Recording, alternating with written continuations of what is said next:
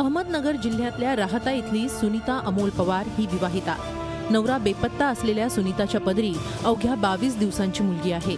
अत्यंत हलाखीची परिस्थिती असलेल्या सुनीताच्या मुलीला दत्तक दिल्यास तिच्या मुलीला तरी चांगले दिवस दिसतील या आमिषानं 5 जणांच्या टोळक्यानं सुनीताच्या जुली या लहान मुलीला दत्तक घेण्याचा विचार तिच्या पुढे ठेवला. मात्र प्रत्यक्षात या चिमुरडीला विकण्याचा त्यांचा कट होता.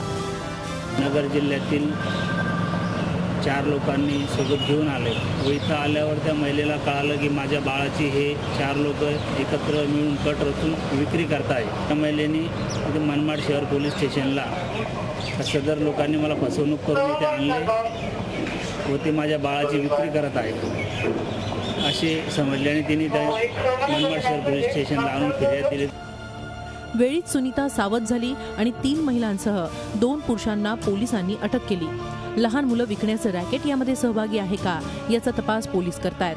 मात्र पैशांसाठी नाती विकायला काढणाऱ्या या घटनेनं माणुसकीला पुन्हा एकदा काळीमा फासला गेलाय. निलेश वाघसह bureau report, Zee media, Manmad. Zee 24 तास रहा एक पाऊल पुढे.